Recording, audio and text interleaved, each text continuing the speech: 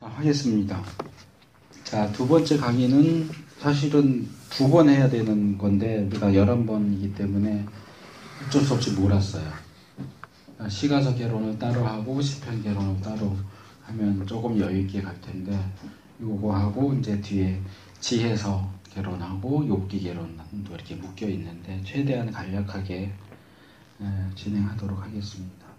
일단 우리가 시가서, 그러니까 시가서라기보다는 이제 시로 되어 있는 부분을 이제 이 시가서와 관련해서 봐야 하는 건데, 이 구약 성경의 3분의 1은 시로 되어 있어요.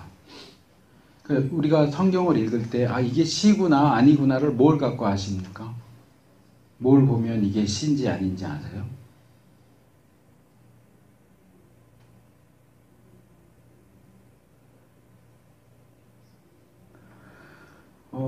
그러니까 성경 말고 일반 문학에서 보면 어때요? 소설책하고 시집하고 어떻게 다릅니까? 소설책과 시집의 차이. 소설과 시의 차이가 아니고 소설책과 시집의 차이. 시집은 좀 짤막짤막. 시집은 얇죠. 얇게, 시집이 이렇게 두껍게 나오는 시집은 없어요. 시집은 얇게 나오고 소설은 뭐 좀 두껍게 나올 수 있죠.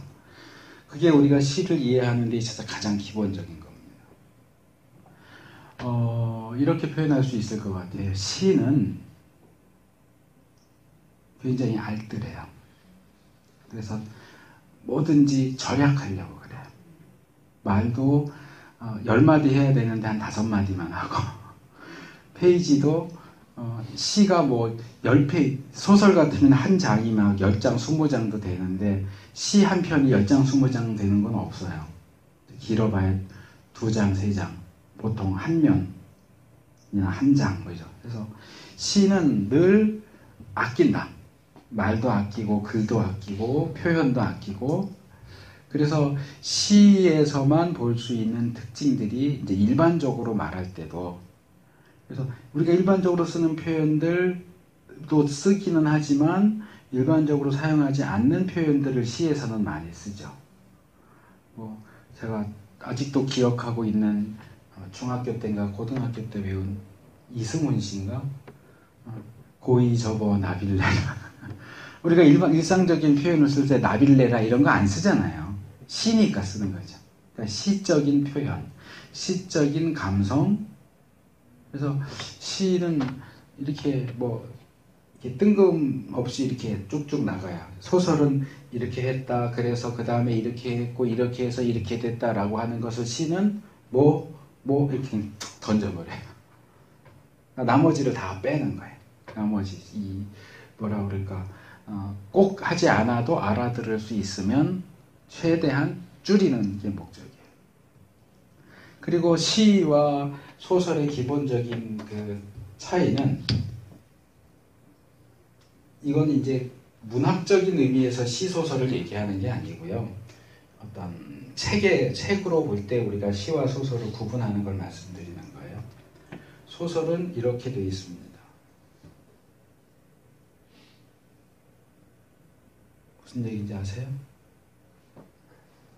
시는 이렇게 되어 있습니다. 무슨 얘기인지 아시겠어요? 소설은 이렇게 그냥 단락을 다 꽉 채워서 나와요. 근데 시는 이렇게 여백이 많죠. 이렇게 하거나 뭐 이쪽으로 붙이거나 아니면 가운데로 하거나. 근데 이제 문제는 우리가 보고 있는 성경은 인쇄된 형태를 가지고 시인지 아닌지를 구분하기가 참 힘들게 되어 있다는 거예요. 인용문 같은 경우는 그래요. 이렇게 얘기가 되다가 인용할 때 이렇게 가운데 좀 이렇게 들어가서 하고, 뭐 마태복음 같은 데 많이 나오죠. 일러스되 그러면서 하고 또 이렇게 이야기가 진행돼요. 아, 요거는 최소한 인용이구나. 시인지 어쩐지는 몰라도. 근데 인용문들을 가만히 보세요. 인용문들이 이런 형태로 되어 있지 않아요. 대부분 이런 형태로 되어 있어요. 그 대부분이 시일 가능성이 높다는 거예요. 그래서 우리가 보는 뭐 개역이나 개정은 제가 안 보기 때문에 어떻게 인쇄가 됐는지 모르겠는데 아마 개혁하고 비슷하게 인쇄가 됐을 거예요. 근데 이제 표준세 번역이나 몇몇 성경들은 또 영어 성경 가운데서도 RSV나 그런 것은 쭉 가다가 시인 경우에 이렇게 이야기 진행되다가 시인 경우에 이렇게 하고 이 인쇄된 형태 자체가 산문인지 운문인지를 구분해서 인쇄를 해요. 근데 우리가 가진 개혁 성경은 그냥 시도 산문도 그냥 똑같이 그냥 해버려요. 그러니까 이걸 이 형태만 봐가지고서는 이게 시인지 아닌지 알 수가 없어요. 그럼에도 불구하고 구약의 3분의 1 이상이 시란 말이에요. 근데 우리가 이제 보통은 산문, 운문 이렇게 불러요. 이제 시보다는 운문. 산문을 해석하는 방식과 운문을 해석하는 방식은 같지 않아요. 근데 이게 운문인지 모르면 우리는 그냥 운문인지 모르고 그냥 산문처럼 쭉 인쇄가 되어 있을 경우에 우리는 그것을 산문으로 여기고 이야기가 됐든 뭐 수필이 됐든 보고서가 됐든 산문으로 볼 때는 산문으로 해석하게 되는데 운문을 시를 소설처럼 해석을 하는 것이 전혀 불가능한 건 아니지만 기본적인 어떤 형태나 특성의 차이가 있기 때문에 시를 소설처럼 해석하는 데는 굉장히 무리가 있고 해석이 잘못될 가능성이 굉장히 많아요. 그리고 이제 히브리 성경도 이제 여러분들이 배우셨는지 모르겠지만 기본적으로 이제 자음, 모음 배우고 그 다음에 배워야 되는 것 중에 하나가 악센트예요. 그거는 이제 여러분들이 구글 같은 데 가서 찾아보시면 구할 수 있는데 권성달 교수님, 권성수 교수님 동생이에요. 근데 이제 히브리 대학 가서 히브리어로 박사를 받고 오신 분인데 이분이 히브리어 악센트에 대한 글을 쓰신 게 있어요. 한 30페이지 정도 적지 않은 분량이긴 한데 이거 PDF 파일로 구할 수 있어요. 구글에 가서 검색을 하시면. 이분 이 글을 보면 히브리 악센트를 우리가 상당히 중요하게 봐야 한다라고 하는 게 나와요. 그러니까 이제 이게 급이 있어요. 악센트가. 이제 이분은 그걸 왕급, 뭐 신하급 뭐 해갖고 4개로 나누는데 밑에 2개는 몰라도 되고 위에 2개만 알면 돼요. 왕급이 이제 중요한 게 2개 정도 있고 신하급이 한 4개인가? 제가 좀 오래돼갖고 기억이 잘 안 나는데 요 정도만 알면 충분히 적용이 가능해요. 그러니까 히브리 문장이 있으면 히브리 문장은 대부분 중간에 여기 나오는 단어에 왕급 액센트가 이런 거라든지 뭐가 붙어요. 그럼 요걸 기준으로 해서 그 히브리 문장을 둘로 나누는 거예요. 이 왕급 액센트가 붙은 단어를 중심으로 앞뒤를 나누고 그 다음에 신하급 액센트가 나온 걸로 해서 보통 이제 4개로 나눠요. 그래서 여기 나오는 내용은 이 안에서 해석이 되고 여기 나오는 내용은 이 안에서 해석이 돼야 돼요. 근데 이제 이게 여기 있는 걸 이렇게 끌어들이거나 이렇게 되면은 해석이 어려움이 생기는 거예요. 그래서 이분의 그 글을 보면 예를 들면 우리가 노아의 세 아들 셈, 함, 야벳 이렇게 얘기하는데 이거 우리가 순서대로 알고 있잖아요. 셈이 큰형, 둘째, 셋째. 근데 아닐 가능성이 높아요. 중요성대로 나온 거지 이게 꼭 막 첫째, 둘째, 셋째이기 때문에 그런 게 아니다. 이게 이런 이제 악센트에 근거한 해석, 히브리 본문의 해석에 의해서 논의가 돼요. 그 다음에 사무엘이 처음 하나님의 부르심을 받았을 때 사무엘아 사무엘아 부르시잖아요. 그때 어디 있어요? 어디 있었어요? 보통 그 법궤가 있는 거기에 누웠다라고 나오는데 사실상 그냥 우리는 그렇게 읽고 넘어가지만 법궤가 있는 데는 대제사장도 1년에 한 번밖에 못 들어가요. 사무엘은 제사장도 아니에요. 아직 사환이에요. 근데 사환인 사무엘이 어떻게 법궤에 있는 방에 들어가 누워 있을 수 있어요? 근데 그걸 이제 그 본문을 악센트에 따라서 구분을 하면 법궤가 있는 방에 대한 내용과 사무엘이 누웠다 하는 내용이 분리돼야 한다는 거예요.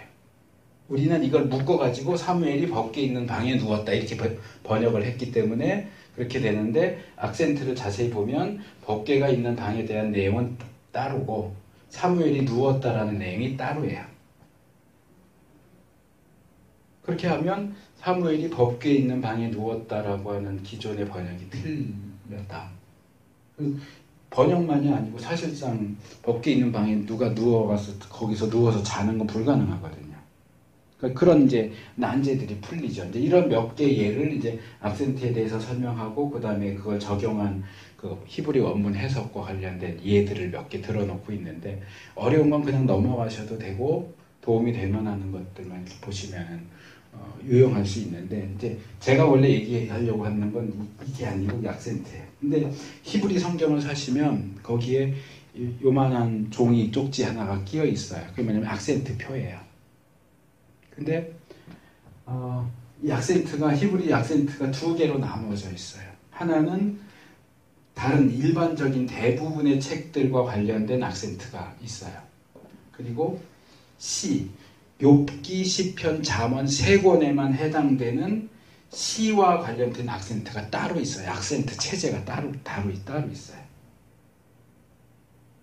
그 나머지는 보통 일반적인 악센트를 가지고 읽을 수 있게 체제가 되어 있는데, 시서, 이제 시서라고 할 수 있는 시편, 욥기, 잠언의 경우는 일반적인 악센트를 적용하면 안 돼요. 악센트 체제가 따로 되어 있어요. 그러니까 이거는 히브리 원문을 읽을 때도 다른 방식으로 읽어야 한다는 얘기예요. 그래서 우리가 히브리 성경을 읽을 때, 뭐 한글 성경도 마찬가지지만 읽으면서 이게 지금 시구나 아니구나를 아는 게 굉장히 중요해요. 본문을 해석하는 데 있어서. 그냥 간단하게 말하면 시를 산문처럼 해석하면 틀릴 가능성이 상당히 높다.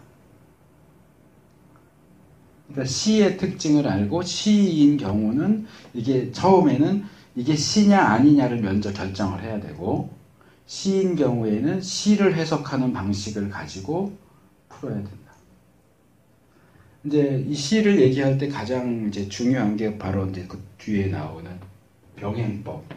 뭐 제가 배울 때는 병행법이라고 안 하고 평행법이라고 배웠는데, 이건 이제 쓰는 학자마다 뭐 명칭들이 통일되어 있지 않기 때문에, 영어로 이제 패러렐리즘인데 제가 그 인용한 그 책에는 병행법이라고 돼 있어서 그냥 병행법이라고 썼고요. 저는 평행법이 더 익숙한데, 이 평행법이라고 하는 게 시를 이해하는데 거의 가장 중요한 부분이라고 말할 수 있어요. 그러니까 시는 이렇게 돼 있어요.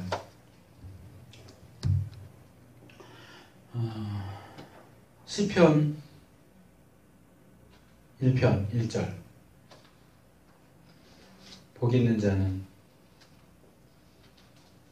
빨리 해보세요. 복 있는 사람은 악인의 꾀를 좇지 아니하며, 복 있는 사람은 악인의 꾀를 좇지 아니하며 죄인의 길에 서지 아니하며.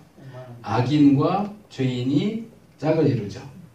그러니까 쫓지 아니하며만 뭐 서지 아니하며, 이렇게 요게 이렇게 서로 짝을 이루는, 이게 평행법이에요. 시는 기본적으로 이렇게 평행, 물론 시 아닌 경우에도 평행법이 사용되는 경우가 없지는 않아요. 있어요. 그렇지만 시의 가장 중요한 특징 중에 하나가 이렇게 짝을 이룬다는 거예요. 근데 시편은 시편이니까 우리가 그냥 시라고 단순히 생각을 하잖아요. 근데 욥기 같은 경우는 앞에 1장, 2장하고 뒤에 42장인가 43장인가 요거만 산문이고 그 중간은 다 시예요. 시는 시답게 읽어야 되는데, 이게 사실 인쇄할 때 시는 시처럼 이렇게 시집 인쇄하듯이 시 부분은 시처럼 인쇄를 해주면 우리가 읽기가 참 편할 텐데, 그렇게 안 해주니까 좀 친절하게 그렇게 해주면 참 좋겠는데. 그래서 시를, 히브리 시를 구분하는 데 있어서 제일 중요한 것이 뭐냐? 평행법이다. 이 평행법 할 때 기본적으로 아셔야 되는 학자가 로버트 로우스라고, 이제 로버트 로우스라고 하는 좀 옛날 사람이에요.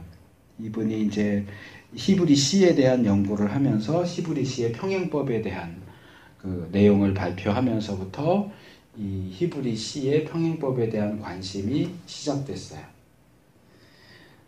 이 시에 대해서는 그 은퇴하신 김정우 교수님이 쓴 히브리 시학에 대한 책을 쓰신 게 있는데 그게 아마 가장 정리가 잘 되어 있는 것 같아요. 제목이 그냥 히브리 시학으로 끝나는지 그 뒤에 뭐가 있는지는 모르겠는데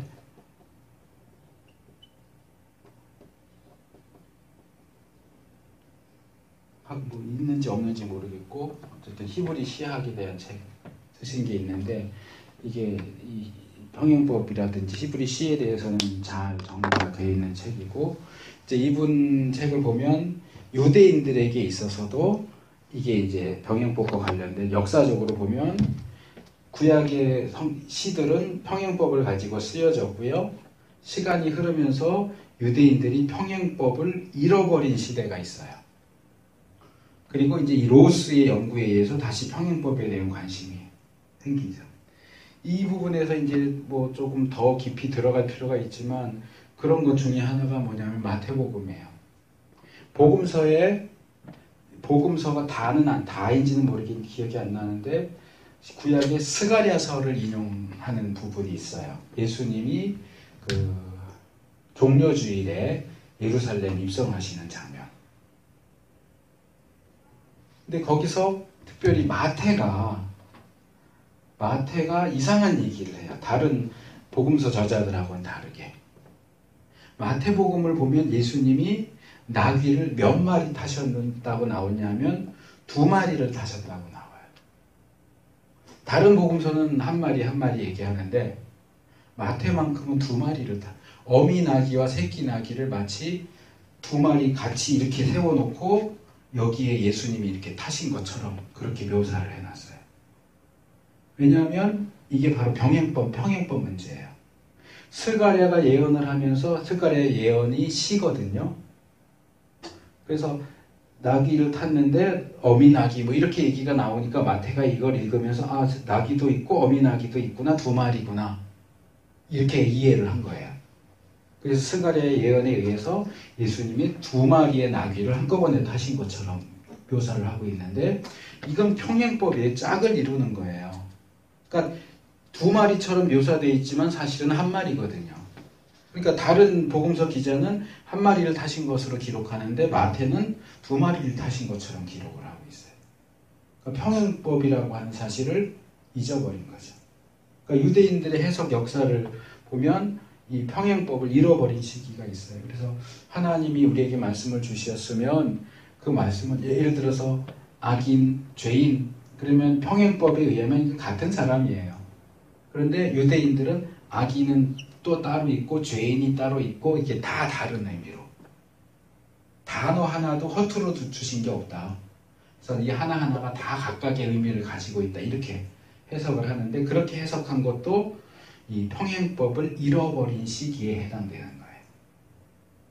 근데 이제 이 히브리 시를 읽는 데 있어서 평행법이 중요하다라는 것을 얘기한 게 이 로버트 로스라고 하는 학자가 아주 중요한 역할을 한 거죠. 그러면서 아 이게 평행법이라고 하는 게 히브리 시를 이해하는데 굉장히 중요하구나 하는 것이 이제 발표가 되면서 그 이후로 이제 히브리 시를 읽는데 평행법이라고 하는 것을 관심을 가지고 볼 수 있게 합니다. 이 평행법을 이 로스가 이제 연구할 때는 3가지로 구분을 했어요. 동의적 평행법, 반의적 평행법, 종합적 평행법. 동의적 평행법은 아까 예를 든 이거예요. 그러니까 앞에 A, B, A 다시 B 다시 해갖고 A와 A 다시 B와 B 다시가 서로 짝을 이루는데 같은 얘기를 하는 거예요. 반의적 평행법은 반대가 나오는 거예요. 뭐 지혜로운 아들은 어미를 기쁘게 하고 미련한 아들은 뭐 아버지를 보고한다 하는 식으로 지혜로운 자와 어리석은 자가 짝을 이루지만 서로 반대예요. 이 경우는 그게 이제 반의적 평행법이에요. 동의적 평행법은 같은 거예요. 앞에 나오는 내용과 뒤에 나오는 내용이 같은 걸 얘기하는 케이스고 반의적 평행법은 앞에 나오는 내용과 뒤의 내용이 반대되는 케이스. 그리고 같은 거냐 다른 거 반대냐 하는 것 이외에 다른 건 다 종합적 평행법에 다 쓸어 넣었어요. 그래서 이제 이후에 연구를 보면 동의적 평행법과 반의적 평행법에 대해서는 학자들이 별로 문제 삼지를 않아요. 그런데 이 종합적 평행법인 경우에는 너무 여기 잡다하게 다 집어넣기 때문에 이걸 다 그냥 통틀어서 종합적 평행법이라고 하는 것은 좀 그렇다. 그래서 이제 여기에 대한 논의가 이제 더 나와요. 그러니까 이 부분은 거기 제가 예도 들어가 있으니까 그냥 보시면 되고요.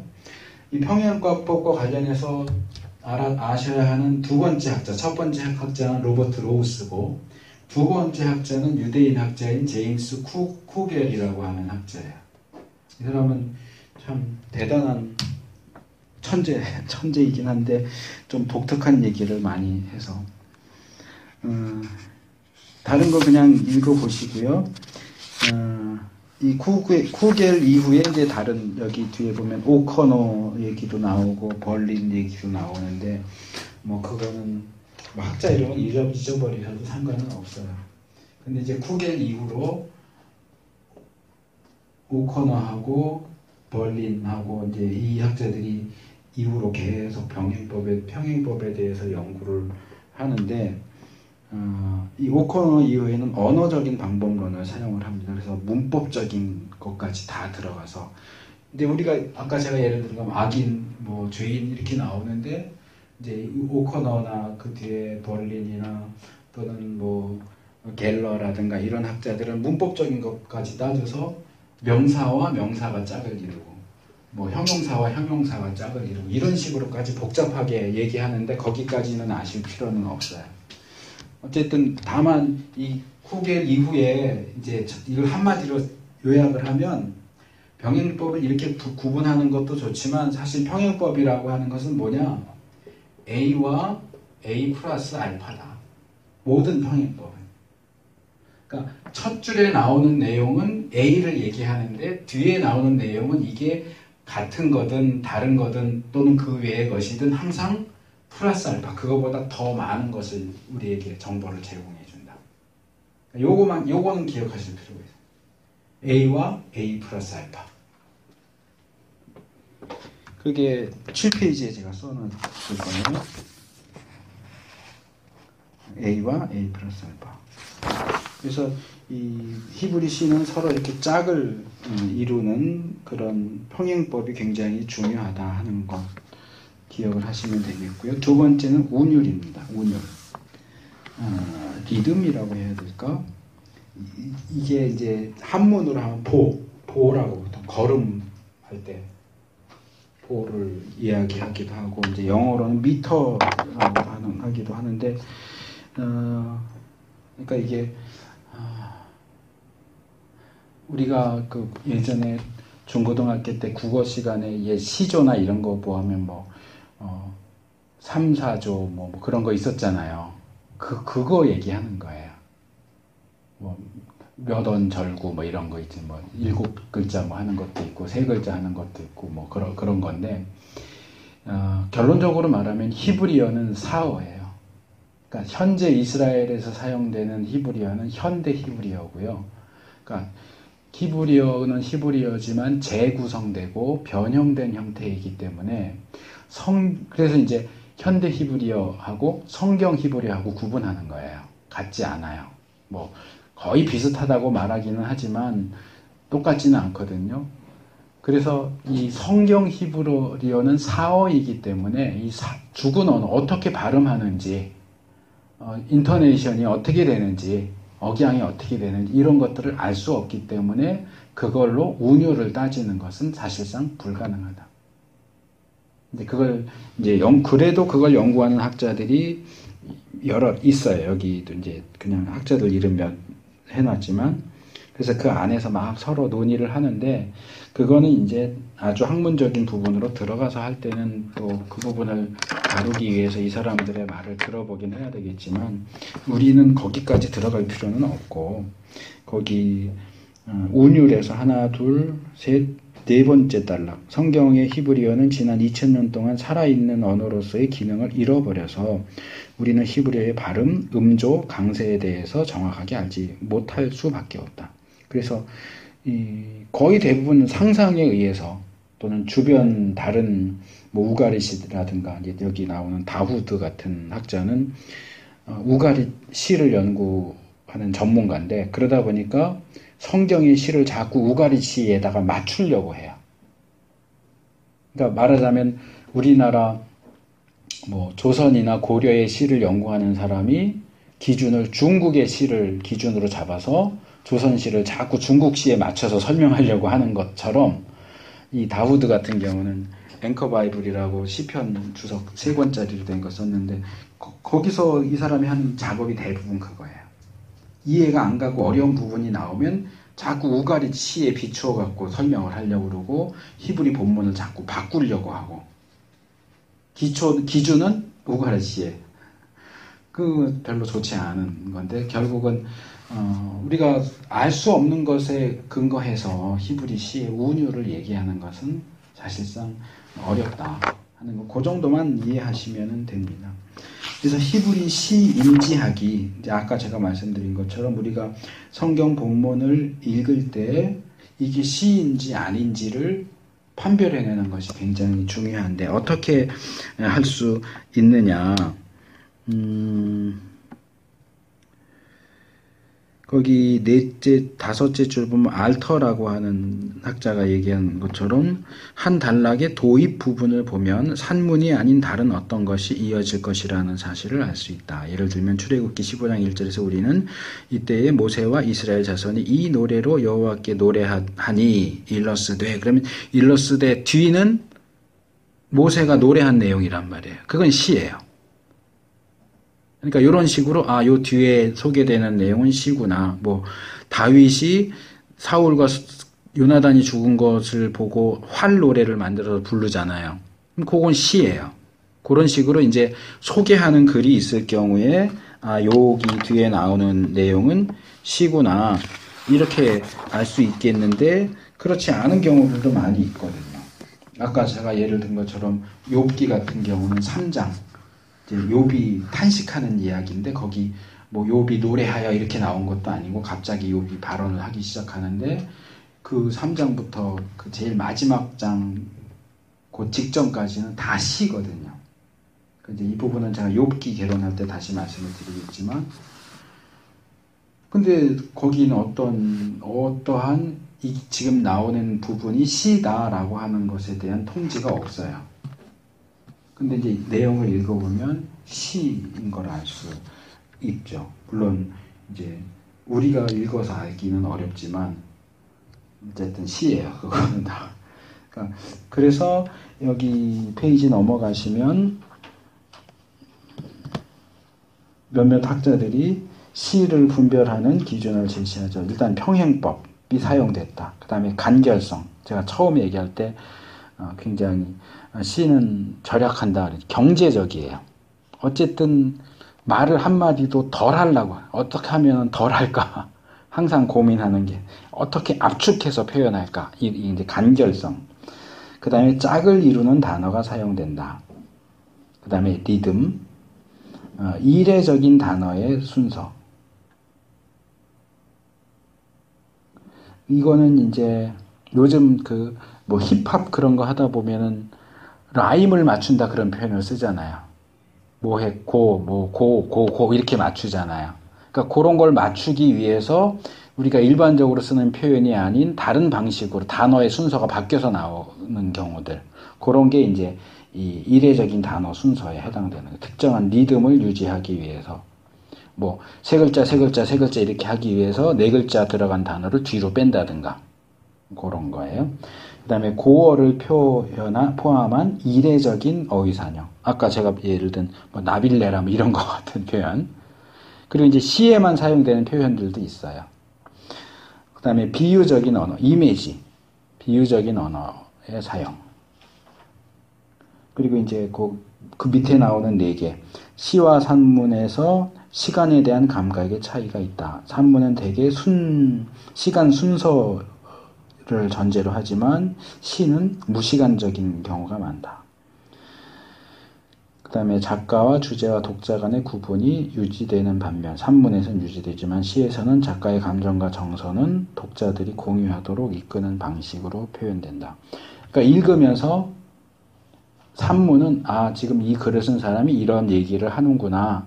이게 이제 구별할 수 있는데 시의 경우는 이게 작가가 하는 말인지 읽으면서 그냥 그게 내 거인 것 같기도 하고 이제 그런 공유하는 그런 특성이 있다는 거예요. 그 다음에 산문은 대체로 일상과 활동과 말에 관심이 있는데 시는 제한적인 특별한 상황과 관련해서 많이 되고 산문은 근접성과 시간, 공간의 관계성을 통해 세상을 제시하지만 시는 유사성과 차이의 관계성을 통해 제시한다. 이게 좀 어려운 표현일 수 있는데 그러니까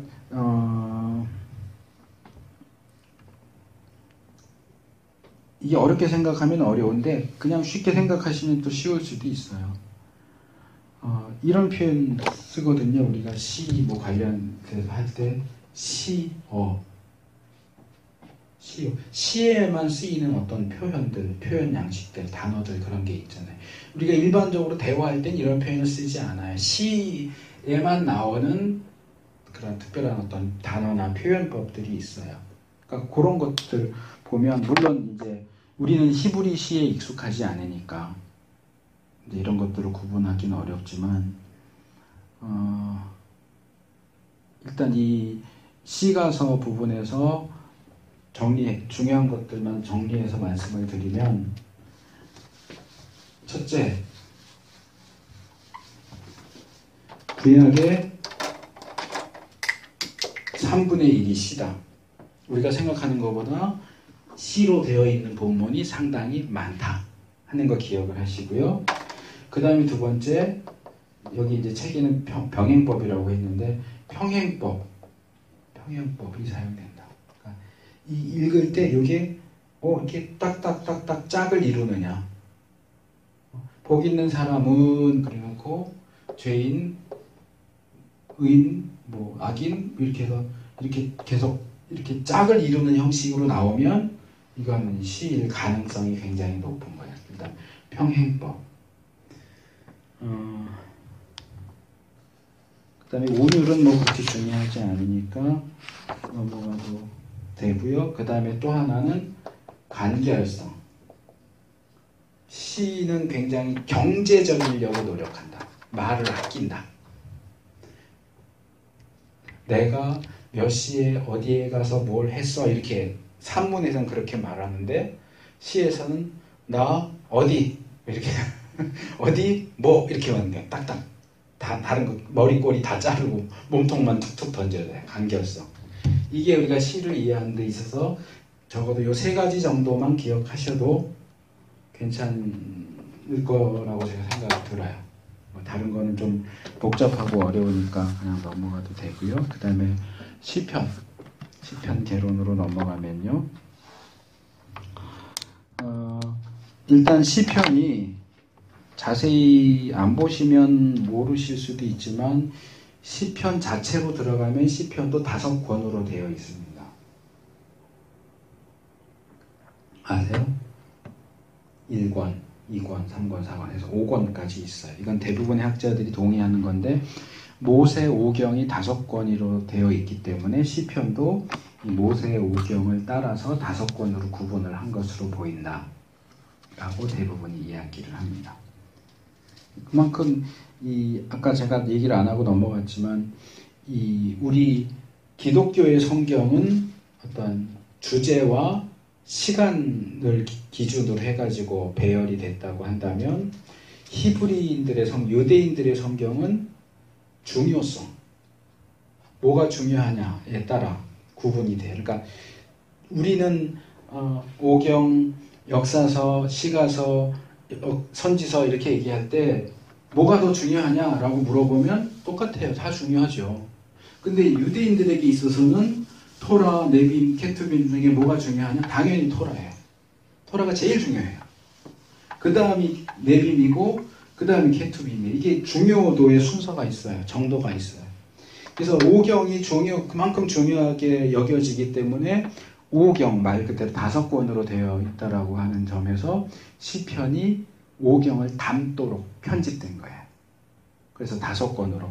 물론 어떤 기준에 의해서 됐느냐는 아직도 연구가 되고 있고 답이 나와 있지는 않습니다만 어쨌든 5권으로 되어 있고 그 안에는 여러 가지 내용들이 들어가 있어요. 그리고 시편은 대부분 유대인들의 그 공적인 예배, 사적인 것도 없진 않겠지만 대부분 공적인 예배에서 사용되도록, 말하자면 기독교의 찬송가 같은, 우리 찬송가도 계속 바뀌잖아요. 지금 개편되고 새로운 게 들어가고 너무 오래된 건 빼고 뭐 이렇게 하는 식으로 되어 있는데 아마 시편도 그런 식으로 오랜 세월에 걸쳐서 편집되지 않았을까, 그렇게 생각이 듭니다. 그리고 이제 시편은 구약에서 상당히 인기 있는 책 중에 하나예요. 신약에서도 많이 언급이 되고, 그래서 이제 어떤 사람들은 이 시편이 구약의 심장이다, 그렇게 얘기하기도 하고요. 우리가 성경 이렇게 해갖고 중간에 딱 펼치면 시편이잖아요. 분량상 그렇기도 하지만, 그리고 시편은 그냥 읽으면 우리 얘기 같아요. 그렇죠? 거긴 기쁨도 있고 슬픔도 있고 고민도 있고 위로도 있고 뭐 여러 가지 우리 하나님과의 개인적인 관계 속에서 우리가 도움을 받고 할 수 있는 그런 내용들이 참 많이 있죠. 그래서 우리가 시편을 읽으면서 참 여러 가지 측면에서 도움을 받을 수 있는데, 그럼에도 불구하고 그냥 개인적으로 시편을 읽고 좋다 이렇게 하는 게 아니고 시편을 연구하고자 할 때는 사실 좀 굉장히 어려운 책이기도 해요. 거기 이제 둘째 단락 중간 아래쯤 보면 그 메시지를 이해하는 데 있어서 어려움을 느낀다. 첫째, 개별적인 시편들은 역사적, 문학적 맥락이 없는 것으로 보이는데 이 점은 구약의 다른 책들과 비교해 볼 때 사실 독특한 점이다. 그러니까 뭐 역사서도 그렇고 오경도 그렇고 이렇게 읽어보면 언제 어떤 상황 속에서 이 이야기가 되어지는지가 대부분 나오잖아요. 어느 시대에 어떤 상황.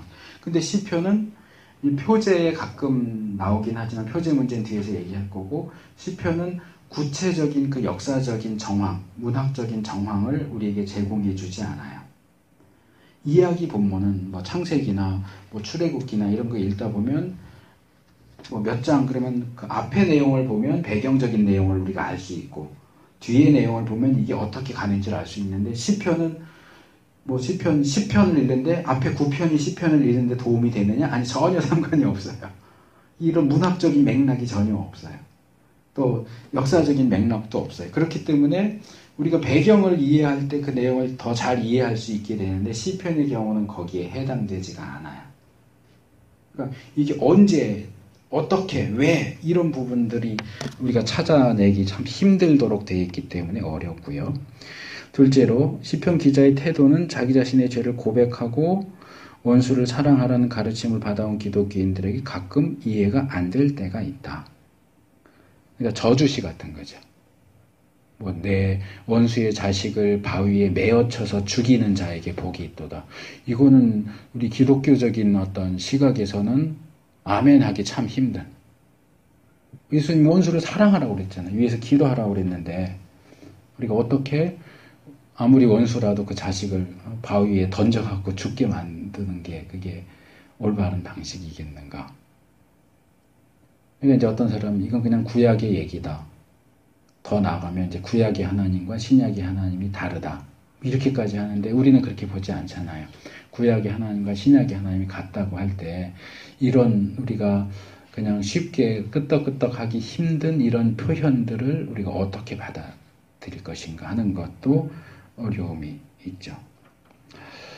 그 다음에 이제 이게 이제 싸움이잖아요. 영어 제목은 싸움. 이제 70인경의 프살모스에서 파생된 거고, 이게 이제 결국 영어 제목으로 나왔고, 우리는 그래서 시편 이렇게 하는데, 이 싸움이라고 하는 것은 히브리어 자마르는 노래한다 또는 악기를 연주한다.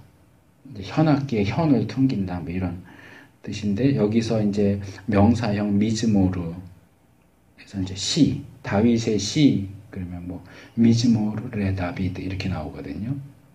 이제 시 할 때 미즈모르. 그러니까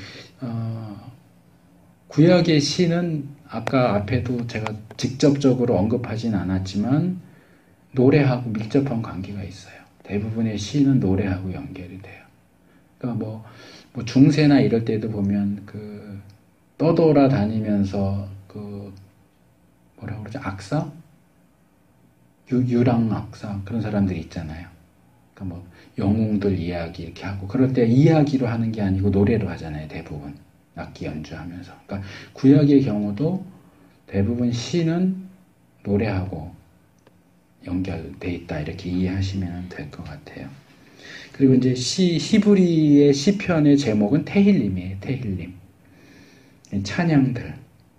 이건 이제 뒤에 가서 그 시의 장르들 볼 때 도움이 되는 부분이기도 하고요. 그래서 우리 이름 시편은 그러니까 시들을 모아놓은 것 이렇게 되어 있지만 히브리 이름인 테힐림은 시편 150편의 전체 시편을 시라고만 정의하지 않고 찬양이라고 정의를 하는 거예요. 찬양이다. 그 안에는 정말 찬양도 있고 탄식도 있고 감사도 있고 뭐 이렇지만 묶어서 찬양. 그렇게 이제 이름을 붙이는 것도 또 이유가 있습니다. 자, 역사적인 배경에 대해서 아까도 얘기했지만 시편의 역사적인 배경을 다루는 것은 쉽지가 않아요. 왜냐하면 첫째로 이 책은 하나의 단일한 저작이라기보다는 모음집이기 때문에 그래요. 모음집이어도 이게 뭐 이거는 언제 때 얘기다, 이거는 언제 때 얘기다 이렇게 밝히고 있다면 좀 쉬워지겠지만 대부분 밝히지 않고 있고요.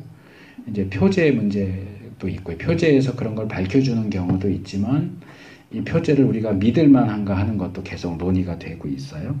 둘째로 개별적인 시들 그 자체가 역사적으로 구체적이지 않다. 그러니까 어떤 상황인지를 우리에게 잘 제시해주고 있지 않다고 하는데 문제가 있고 그런데 사실 이것은 의도적인 것 같아요. 오히려 그러니까 일부러 더 안 알리는 이게 어느 시대에 누가 다스리던 시대에 누가 쓴 시고 이것은 어떤 상황 속에서 되어졌다 이런 것들을 밝힐 수도 있을 텐데 의도적으로 그런 내용들을 밝히지 않는 것 같아요. 시편의 경우는. 왜 그러냐? 그러니까 이게 우리가 다른 오경이나 역사서나 선지서하고는 이 시편을 이해하는 게 달라요.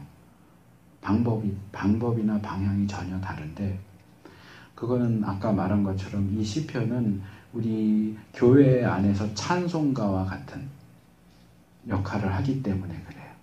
그러니까 원래는 구체적인 상황 속에서 쓰여진 시이지만 그것이 너무 구체적인 상황이 드러나면 그 쓰여진 시를 가지고 노래하거나 찬양하거나 탄식하거나 하는 사람이 오히려 방해를 받을 수가 있어요.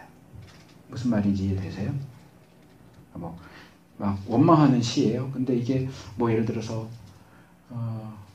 내 아버지 때문에 내가 힘들어 해서 그걸 썼단 말이에요. 그러면 아버지 때문에 힘든 사람은 거기에 공감할 수 있겠지만 아버지하고 관계가 좋은 사람은 그 시를 읽으면서 공감하기가 힘들어요. 그러니까 아버지를 오히려 이렇게 싹 감추고 누군가 다른 사람 때문에 힘들어 이렇게 하면 아버지라고 하는 구체적인 상황이 없어지니까 아버지 때문에 힘든 사람도 어머니 때문에 힘든 사람도 자식 때문에 힘든 사람도 옆집 때문에 힘든 사람도 그 시를 쓸 수가 있죠. 그러니까 그런 어떤 예배를 위한 찬양 개인적이고 또는 공동적인 그런 데 쓰이도록 하기 위해서 의도적으로 이런 구체적인 상황들을 이렇게 슬쩍 이렇게 지운다고 해야 되나? 뭐 일부러 지웠는지는 모르겠지만 이렇게 좀 희미하게 만드는 경향이 시편에는 있어요.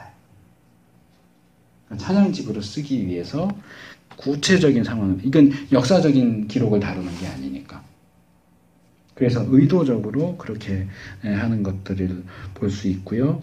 이 역사적으로 보면 거기 이제 밑에도 둘째 단 좀 긴 부분 보면 개별적인 시들이 구약의 전 시대 동안 가지각색의 가능성이 열려 있었다는 사실을 우리가 볼 수 있어요. 72편 20절은 시편 2권을 이새의 아들 다윗의 기도가 끝나니라 이렇게 해요. 그러면 1권과 2권은 다윗의 시를 모아놨구나. 정확하게 언제 이 편집이 끝났는지는 모르지만 1권, 2권은 다윗의 시를 모아놓은 거구나 이렇게 생각할 수 있는데 시편을 더 연구해보면 2권 뒤에 3권, 4권, 5권에도 다윗의 시가 또 들어가 있단 말이에요. 그러면 왜 5권 끝에다가 써야지 그걸 2권 끝에 쓰느냐. 그러니까 이 시편이라고 하는 책은 어느 한때 한 번에 완성된 게 아니고 계속 자라난 거예요. 그러니까 다윗의 시 1권 모으고 2권 모으면서 일단 이 시대까지 알려진 다윗의 시는 여기서 이제 끝났다 해갖고 2권 끝에 다윗의 시가 끝났다 이렇게 했어요. 거의 다 차지해서 다윗이 쓴 거예요. 예, 1권, 2권은요. 그리고 하다 보니까 이제 또 다른 시들이 또 계속 나오는 거예요. 그러니까 3권에서 다른 시도 이렇게 모으고 근데 하다 보니까 여기서 마감했을 때는 발견되지 않은 다윗의 시가 또 발견됐네? 그러면 중간에 다윗의 시를 또 이렇게 집어넣는 거예요. 그러면 다윗의 시가 이제 여기서 끝 했는데 이거하고 안 맞는 것처럼 보이죠. 근데 그냥 놔둔 거예요. 왜냐하면 시대가 지나면서 이 시편의 영역이 5권까지 이렇게 확장되고 이제 5권까지 하고서 끝났어요. 그러니까 이 뒤에 가면 다윗이면 이스라엘 그 왕국의 초기잖아요. 근데 뒤에 가면 뭐 우리가 알고 있는 것처럼 우리가 바벨론 뭐 버드나무에 우리 수금을 걸어놓고 울었도다. 하나님이 우리를 포로에서 되돌리실 때 뭐 이러면서 포로 귀환 때의 시도 있어요.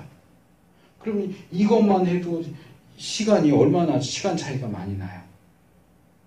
그러니까 최종적으로는 포로 귀환 이후에 완성이 됐지만 이게 초기 때부터 이렇게 모아진 거예요. 그러니까 뭐 우리 찬송가를 다시 예를 들면 이 정확한 순서는 아니지만 뭐 옛날에 뭐 통합 찬송가, 개편 찬송가, 신편 찬송가 뭐 얼마 전에 그 뭐죠 통일인가요? 통합인가요? 통일 찬송가 지금 그 개혁 개정 나오면서 또 바뀌었잖아요. 그러니까 계속 개정되잖아요. 계속 재정되면서 빠지는 것도 있고 들어가는 것도 있고 근데 시편에서는 빠진 게 있는지는 모르겠어요. 빠진 거는 모르겠고 들어가는 건 확실해요.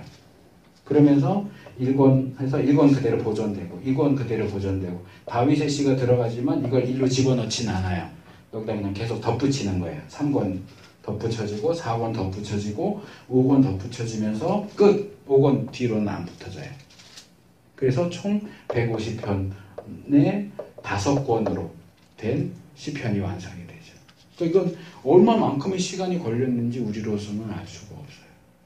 그리고 이것이 역사 기록이라기보다는 예배에서 예배용으로 사용하고자 했기 때문에 오히려 역사성, 구체적인 역사에 대한 그런 내용들은 어느 정도는 의도적으로 희미하게 하는 그런 경향도 있다. 그런데 시편을 읽다 보면 이런 식으로 어떤 역사를 거쳐서 시편이 편집되었는가 하는 것을 보여주는, 그러니까 다윗의 기도가 끝났다. 또 뒤에 가면 히스기야의 신하들이 여기까지 편집했다. 이런 얘기도 나오고요. 그러니까 그런 역사적인 과정을 통해서 시편이 계속해서 증보돼서 결국 최종적으로 우리가 가지고 있는 것과 같은 그러한 형태로 만들어졌다 하는 것을 알 수 있다. 그다음 이제 표제 12페이지 넘어가시면 표제. 이제 시편에 보면 표제가 붙어 있는. 그래서 이제 히브리 성경과 우리 성경에서 시편의 경우에 절수가 맞지 않는 경우가 많아요. 대부분. 왜냐하면 우리 성경에서는 표제를 그냥 예를 들어서 시편 23편 그러면 표제가 있어요. 뭐 다윗의 시 뭐 이렇게 나오고 1절 여호와는 나의 목자신 이렇게 나오잖아요. 근데 히브리시는 이 표제를 히브리 성경은 이 표제를 한 절로 취급을 해요. 그러니까 표제가 1절이에요. 그러니까 여호와는 나의 목자신은 2절이에요. 그러니까 히브리시하고 우리 한글 성경하고 절수가 차이가 나요. 히브리 성경이 거의 표제가 있는 경우 한 절이 더 많아요. 표제를 또 절에다가 포함을 시키기 때문에. 그러니까 그것은 이 히브리 성경이 시편에 있어서 표제가 이제 여기 쭉 읽어보시면 나오지만 이게 원래부터 시가 처음 지어질 때부터 있었느냐 그럴 가능성은 좀 적다고 봐요. 조금 후대에 지어진 후에 붙여진 것 같은데 이것을 우리가 얼마나 권위 있는 것으로 보아야 하겠느냐. 그냥 참고만. 이게 표제가 안 붙은 거는요. 누가 쓴지를 모르나요? 예. 이게 중간중간 껴있네요. 진짜. 예, 중간에 표제가 없는 것들이 있어요. 그래서 그건 이제 전문 용어로 고아 시편이라고 그래요. 고아, 과부 고아할 때. 그러니까 표제가 있으면 엄마 아빠가 있는 애들이고 표제가 안 붙어 있는 애들은 고아예요. 그래서 그걸 고아 시편이라고 불러요. 표제가 없는 거. 얘들은 그 드라마에 많이 나오잖아요. 그 아들이나 딸이 부모님 마음에 안 드는 애하고 결혼하려고 그러면 더군다나 못 살고 이러면 어디서 근본도 모르는 것들을 근본도 없는 거. 그러니까 얘는 근본을 못 찾는 거예요. 족보가 없어요. 표제가 없는 애들은. 표제가 있는 애들은 이거 누가 썼구나 뭐 어떤 용도로 했구나 하고 어느 정도 그 근본과 족보를 따질 수 있는데 표제가 없는 시는 근본을 따질 수가 없어요. 그래서 이제 학자들이 고아시편이라고 불러요. 근데 표제가 있는 게 사실은 더 많아요. 그래서 여기 있는 것처럼 보통 표제는 그 시의 제일 앞부분에 나오고 각 시에 대한 정보들, 저자가 누군지, 역사적 배경이 뭔지, 어떤 곡조, 예배에서 어떤 용도, 뭐 이런 것들에 대해서 하는데 뭐 이 내용들이 다 들어가는 건 아니고 이제 그때그때 다르죠. 그리고 이제 시편 같은 경우는 그 전문 용어들이 있거든요. 뭐 이것은 뭐 알라헤못에 맞춘 노래. 근데 우리가 알라헤못 그런 게 뭔지 몰라요. 뭐 심지어는 시편 중간중간에 나오는 셀라도 사실은 무슨 뜻인지 정확히 몰라요. 예전에 한번 제가 말씀을 드렸던 것 같은데 아무리 해도 뭐 셀라가 왜 어떤 때 쓰는 건지 무슨 뜻인지에 대한 설명이 성경에 나와 있질 않으니까. 두 가지예요. 하나는 이제 추측이죠. 정답은 아니고 추측인데 하나는 음을 하나 올려라 하는 뜻일 수 있다. 아까 제가 악센트 얘기를 했는데 이 악센트는 여러 가지 한 4가지 정도 기능이 있어요. 그 권성나 교수님 쓴 글을 보면 그 중에 하나는 음악 기능도 있어요.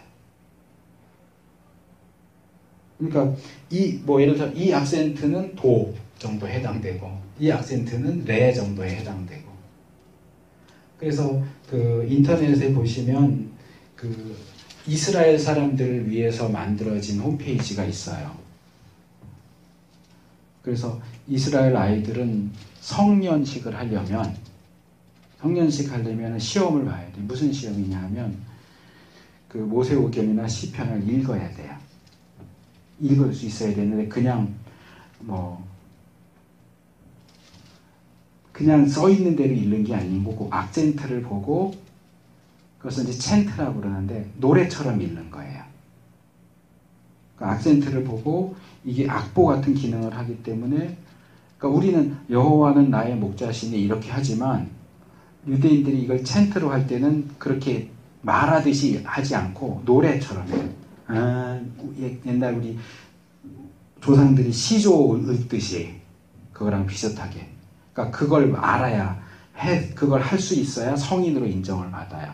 그래서 거기 가면 성경 이렇게 그 절을 클릭을 하면 그 랍비나 이런 사람들이 그걸 악센트에 따라서 노래하듯이 이렇게 읊조린 음성 파일을 들을 수 있게 해놓은 게 있어요. 그래서 그거 보고 연습하라고. 그러니까 사람마다 조금씩 차이는 있지만 거의 우리 그 조상들 시조 읊는 거하고 비슷해요. 거기에 악센트를 보고 하는 거예요. 그래서 뭐 하다가 셀라가 나오면 이렇게 올라가는 거예요. 한 음을 올려라. 그런 의미일 가능성이 있다. 셀라가. 또 하나 가능성은 쭉 이렇게 읍조리다가 셀라가 나오면 거기서 일단 노래를 끊고 묵상해라. 지금 내가 이렇게 부른 이 내용을 가지고 잠깐 묵상하고 그 다음 노래를 불러라.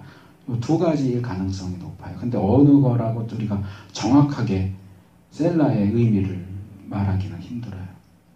그리고 뭐 악기의 종류나 무슨 곡조에 맞췄다 이렇게 하는데 그게 어떤 곡조인지 우리한테 잘 알려져 있지 않기 때문에 이 추측할 수밖에 없는 그런 경우들도 상당히 많이 있습니다. 그래서 이제 이 내용을 쓴 이 롱맨과 딜라드 책에 보면 표제와 관련해서 결론적으로 말하면 그래요. 이게 원래 시에 붙어 있었던 것 같지는 않다. 조금 후대에 붙여진 것으로 보인다. 그렇기 때문에 여기에 100% 진정성, 100%의 어떤 신뢰를 두는 것은 조심할 필요가 있다. 그러나 이게 완전히 가짜고 허구인 것은 아니다. 우리가 충분히 그 시를 이해하고 해석하는데 도움을 받을 수 있다. 요게 이제 우리가 표제와 관련해서 내릴 수 있는 결론입니다. 그 외의 내용들은 읽어보시면 좋겠습니다. 그 다음에 이제 사회적인 배경.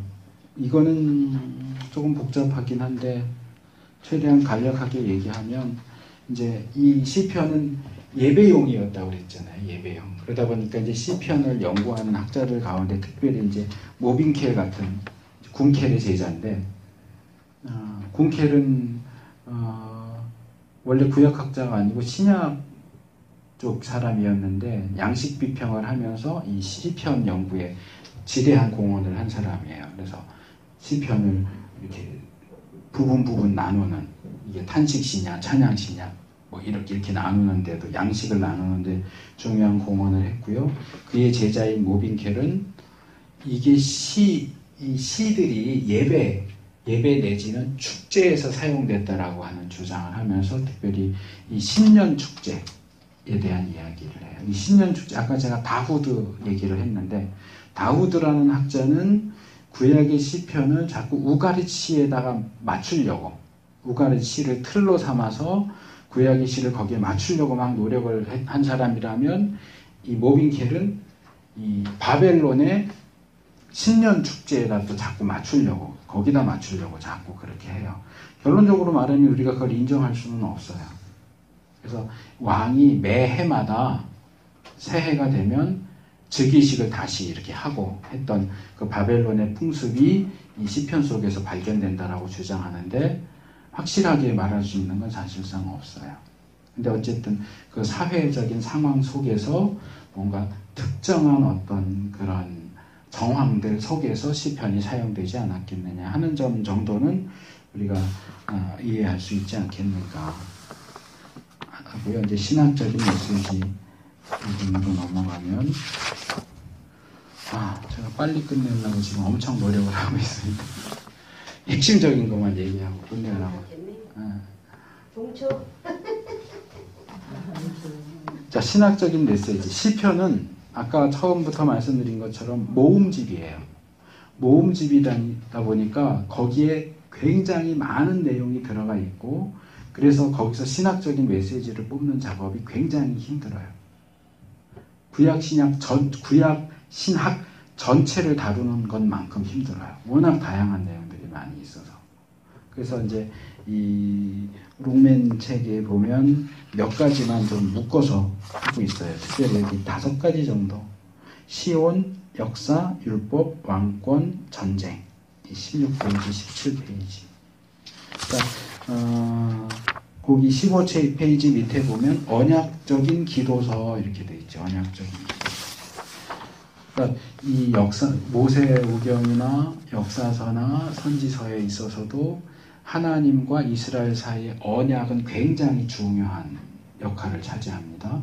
그리고 이것은 시편에 있어서도 마찬가지예요. 그런데 뭐 시편에는 언약을 체결했다 이런 내용은 없어요. 다만 하나님의 언약 백성인 내가 언약 백성으로서 살면서 부딪히는 여러 상황들 속에서 어떻게 하나님께 반응하는가 하는 내용, 현재적인 그 반응이 시편 속에 들어가 있다는 거죠.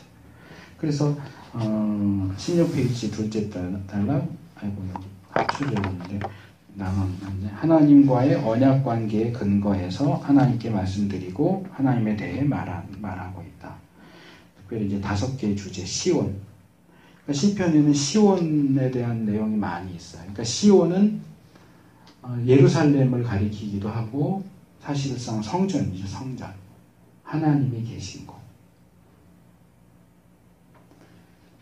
그래서 이 시온을 사랑하고 시온을 사모하고 이런 것들에 대한 내용들이 많이 나옵니다.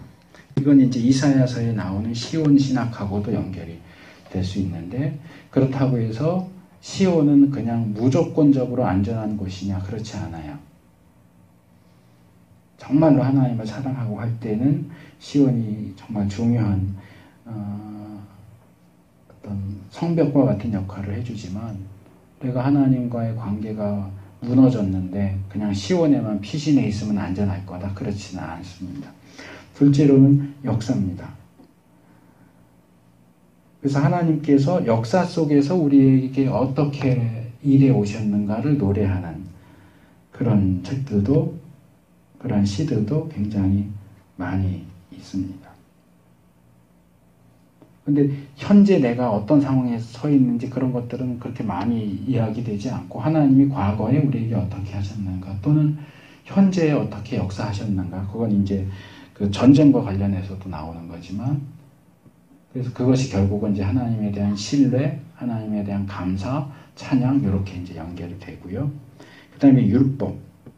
율법에 대한 시들도 상당히 많이 나오지만, 오경에서 나오는 것처럼 그런 식으로 알려져 있기보다는 율법에 대한 찬양, 율법 예찬, 이런 식으로 이제 많이 나오고요. 왕권, 하나님의 왕 되심, 그리고 인간 왕에 대한 그런 내용들도 꽤 많이 나와 있고요. 그래서 인간 왕은 하나님의 대리자예요. 하나님의 뜻을 수행할 때에만 권위를 가지는 거고 정당성을 가지죠. 그 다음에 전쟁. 이스라엘은 워낙 그 좁은 땅덩어리에서 아래에서 치어 올라오고 위에서 내려오고, 늘 우리나라가 중국과 일본 사이에서 그렇게 했듯이 비슷한 그런 상황에 많이 처해 있었기 때문에 하나님께 전쟁과 관련해서 간구하고 도와주세요, 승리하게 해주세요, 또는 승리하게 해주셔서 감사합니다, 이런 내용들이 꽤 많이 나와 있습니다. 자세한 내용들은 책을 보시면 되고요. 그 다음에 시편의 논변적 기능, 이건 읽어보시면 나오는데, 시편은 이 가나안 신화, 그 고대 근동의 신화적인 표현들을 상당히 많이 끌어다 써요. 근데 그런 것들을 끌어다 쓰는 이유는 논쟁하고 여호와 신앙을 전하기 위한 목적. 그러니까 우리식으로 말하면 이런 거죠. 설교를 하는데, 또는 성경 공부를 하는데 불교 이야기를 자꾸 갖다 와서 쓰는 거예요.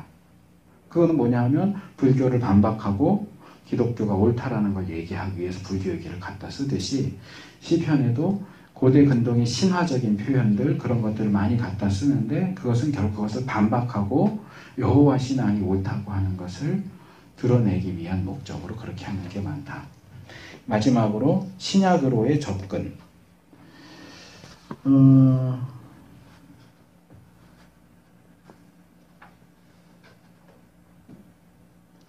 시편에 있는 내용들이 대부분 이제 그냥 인용하는 것들도 있지만 예수님과 관련해서 인용되는 경우들이 꽤 많아요.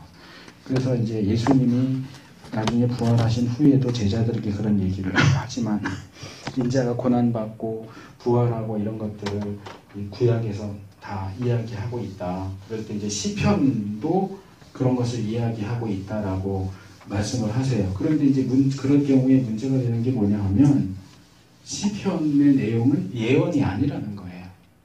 시편의 내용이 예언이 아닌데 그게 어떻게 예수님에게서 성취된다라는 식으로 이야기할 수 있겠느냐 하는 문제가 이제 발생하는 거죠. 그럴 때 이제 우리가 선지서를 이해하는 것과 관련된 내용들을 생각할 수 있는데, 과연 선지자들이 메시아에 대한 예언을 할 때 그 예언이 정확하게 구체적으로 어떤 방식으로 성취될 것인지를 알고 예언했겠느냐, 모르고 했겠느냐. 알고 한 경우도 있고 모르고 한 경우들도 있을 거예요. 이 시편의 경우도 그것이 비록 예언으로서 되어진 게 아닐지라도 그것이 어떤 모형론적으로 예수님과 연결될 수 있지 않은가, 그렇게 볼 수 있을 것 같아요.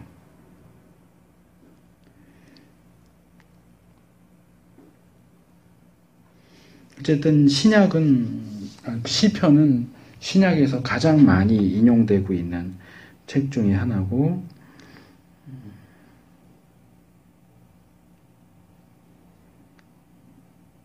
지금 제가 말씀드린 건 19페이지 둘째 단락, 셋째 단락에 주로 나와 있으니까 보시고요. 마지막 단락,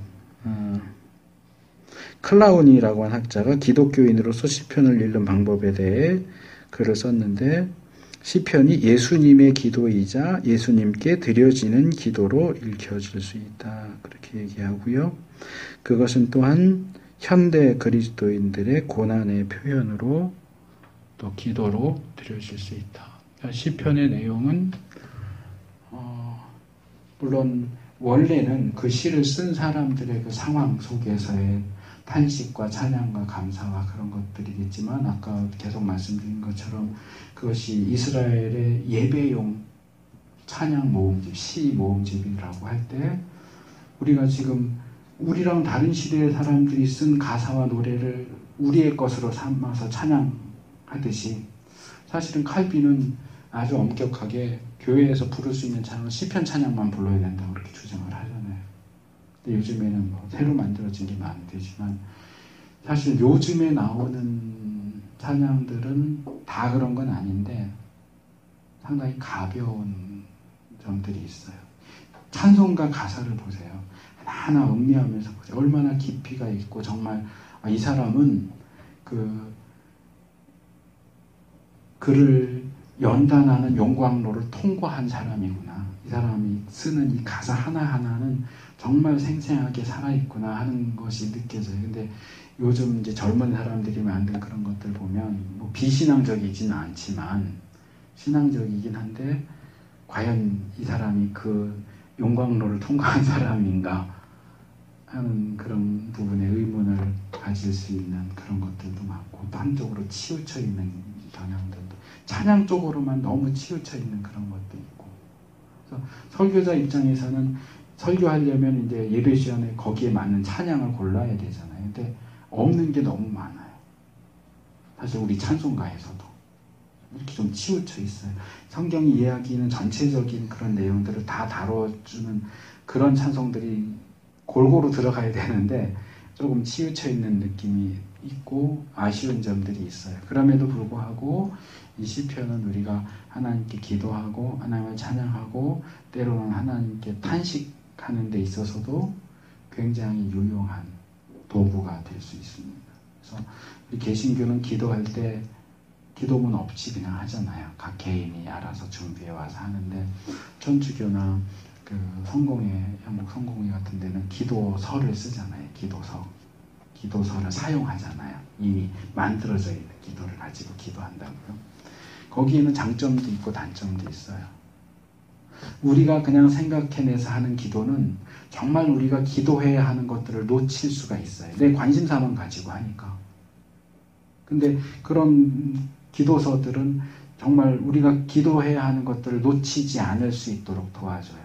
물론 그게 이제 틀에 박혀 있는 그런 것이 단점이기는 하지만, 그러니까 그런 것들을 어느 정도 이렇게 보완해 줄 수 있는 것이 우리가 이 시편을 가지고 기도하고 시편을 가지고 찬양하는 것이 우리에게 많은 도움이 될 수 있다. 개론적으로는 이 정도만 말씀을 드리고, 다음 시간에 시편 본문에 대한 부분, 본문인데 성경만 갖고 하는 건 아니고 이 본문의 문학적인 분석을 거기다 넣어놨어요. 그런 것하고 몇 개 중요한 부분들 성경 본문을 가지고 나누도록 하겠고, 그 다음에 지혜서와 욥기 개론 다음 주에 3강, 4강 하도록 하겠습니다.